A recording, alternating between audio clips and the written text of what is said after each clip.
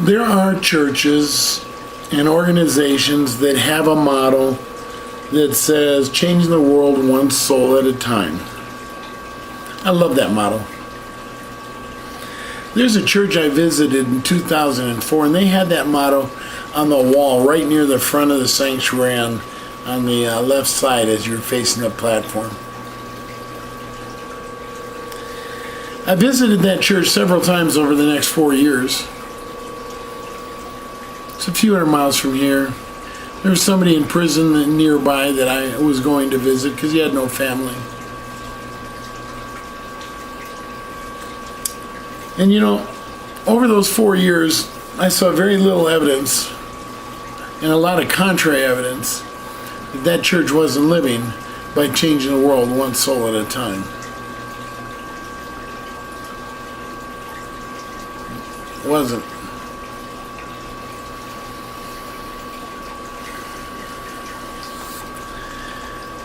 Christian Motorcycle Association is an outstanding group of people. Unfortunately, more than probably 95%, I'm pulling that number out of the air. It might be quite a bit more than 95% of them aren't doing a thing. They get less than 5% of their numbers even show up for their one big fundraiser of the year. But that's because you can join real easy. They don't drop your name if you're not a good boy or girl. But let me tell you what, that 3 to 5%, whatever it is, that show up at their monthly meetings, and maybe they don't even live close enough to do that, but that small percentage, there's a lot of them, because they're a big outfit. And their motto is changing the world one soul at a time, and there's a lot of people in this Christian Motorcyclist Association that are doing their best to do exactly that. But that's like that church. I'm sure there were a few people there that were trying, but a church of 100 people, if you got 3 people that are trying, it ain't the church people. If you got 3% of Christian Motorcycle Association trying to change the world one soul at a time, it isn't CMA that's doing it. It's the people, those few. Now this is going to seem like I'm taking a different track, but I'm going to come right back to where we started. When our church first started, our first name was actually Hardcore Biker Church. We were a sub-ministry of another church. And in less than a year's time, we had to go independent, and we chose the name Church with an Attitude. Now, Hardcore Biker Church was actually the name I liked. But a lot of people were offended by it. They thought it was just for hardcore bikers. Well, actually, if they listened to what I was preaching and saying, the hardcore meant your Christianity. The biker meant that was our focus group, not a requirement. But people didn't understand that, so we changed the name. I like the fact that Hardcore Biker Church had double entendre there, hardcore. Everyone accuses bikers of having attitude. They've always accused me of having attitude, so I just took it the other way. Philippians 2:5 says you should have the attitude of Christ. Well, we got an attitude, all right. I hope it's the attitude of Christ. Our attitude is seek the lost. You hear me preach, you hear it all the time. Seek the lost. That's changing the world one soul at a time, people. So anyway, we changed the name. Maybe I should have changed it to something nicer. We're still small. We were big in our first 6 months. After that, everyone got tired of being told they needed to actually do something as a Christian.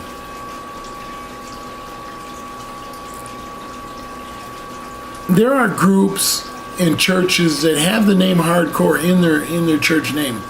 There's a website that says they're hardcore Christians or hardcore church or whatever.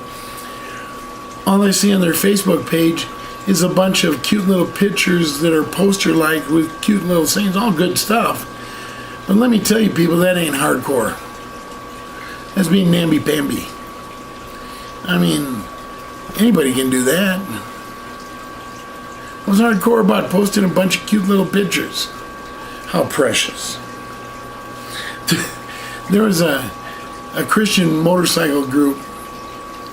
Well, they called themselves Christians. They said they were hardcore. I pointed out to them one night when I was at their meeting. They had invited me. I'm sure they never did make that mistake again. But every Thursday night they had a meeting. I skipped our church because we met on Thursdays, and I went to their meeting. And I actually did it a couple times. And at the last one I ever went to, I actually spoke briefly, asked for permission. I got about 5 minutes, and I was done. And they never invited me back. Sad to say, but they had to disband anyway. I pointed out that about 40% of their members were living with somebody they weren't married to. And they call themselves hardcore Christians. Listen, people, that's violating the Bible straight out. It's called fornication. It's called adultery. The Bible says you do that. Go look at Galatians 5:19-21. It says you do that, you got no part in heaven. Straight up. Paul doesn't leave any room for doubt. You're a hardcore Christian. And furthermore, if you are going to a church or a club or an organization that calls itself Christian, and you got that high a percentage of your people that are living in a sinful relationship, you ain't Christian either. Now I realize that in the average church today, there's going to be people living like that. I'm not talking about that. But when it's nearing 50% of your people, you got a problem.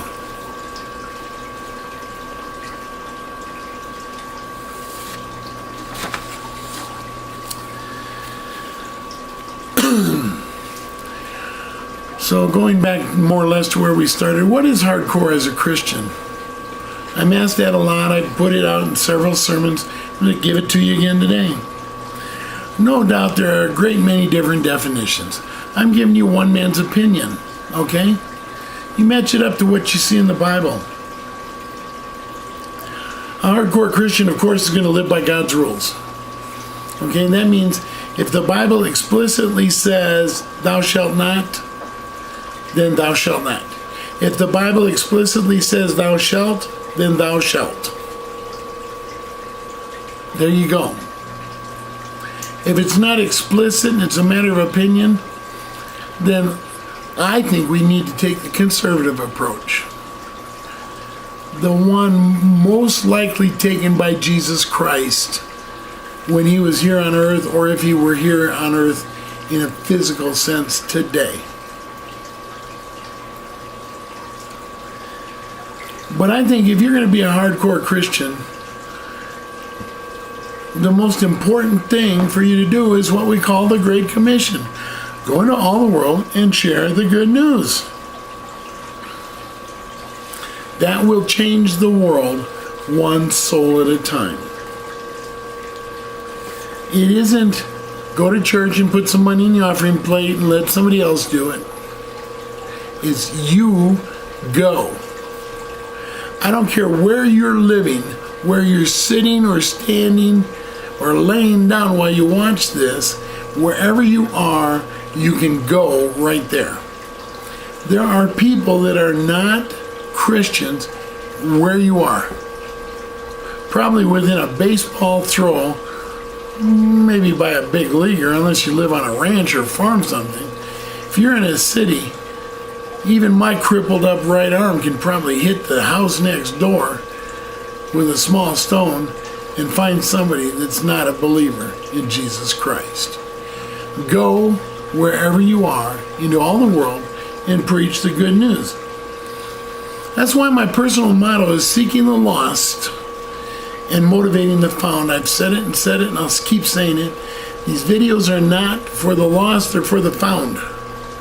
And I'm trying to motivate the found to go seek the lost, because that's what Jesus said. Luke 19:10, he said, the Son of Man came to seek and save the lost. He said to his disciples, go into all the world and preach the good news.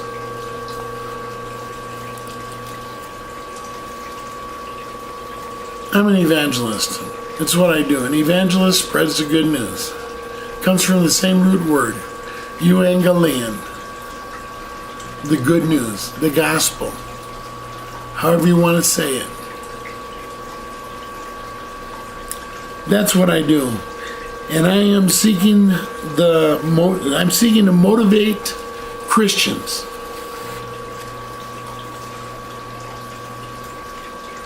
to follow through on the Great Commission.